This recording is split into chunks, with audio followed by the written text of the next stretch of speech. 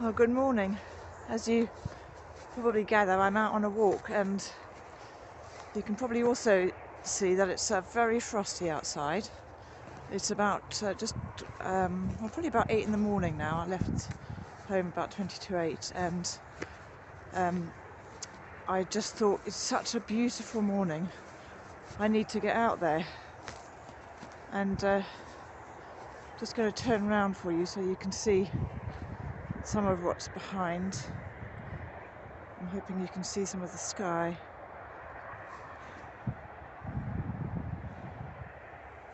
I'm not sure it comes out very well on my phone, but the sky above me, the clouds are all lit up in pinks and reds as the sun, as it's coming up further, is lighting them up. The houses behind me the roofs are all ice covered, frost covered, so it's the most beautiful scene, although it's absolutely freezing, which is why I'm continuing to walk while I record this in an effort to stay vaguely warm.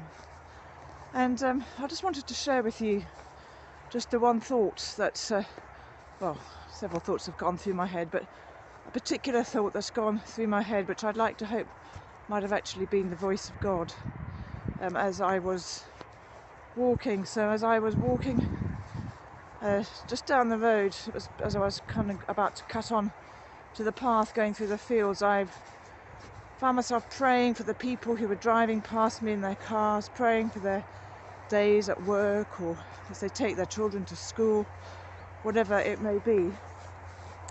And then I started to pray. Lord, help me this morning just to hear your voice, to hear what it is you're saying to me. And it felt as though God was just coming back and saying, just enjoy me, I'm showing up for you.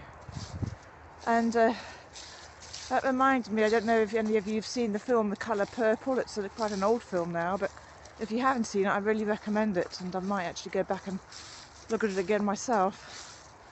But there's a scene in that when the sky is this most beautiful sort of purpley colour, and one of the main characters said, I think the Lord has just made a pass at me.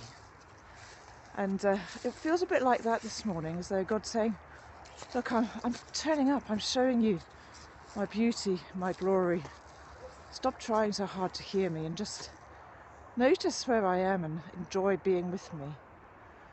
And I kind of think that's such an important lesson, isn't it? And if you're anything like me, you're quite, you might be quite task-driven, or your prayer you might feel you've got to achieve certain things in prayer, or make sure you hear from God in prayer, and all of that.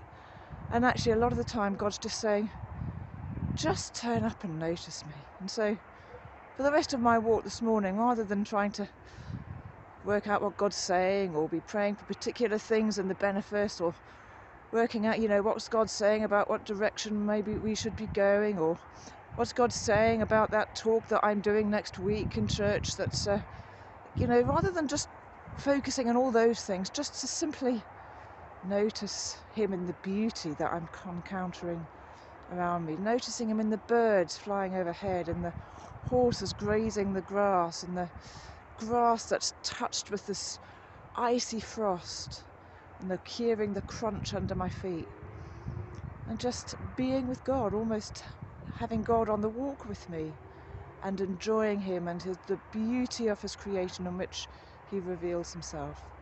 So whatever you're doing, wherever you are today, I encourage you, just notice the presence of God with you and take him with you, not trying to hear him or discover something new, just almost like you're going out with a trusted companion, not saying anything, just together, just enjoying being with one another, enjoying each other's company, and noticing where God is as you do.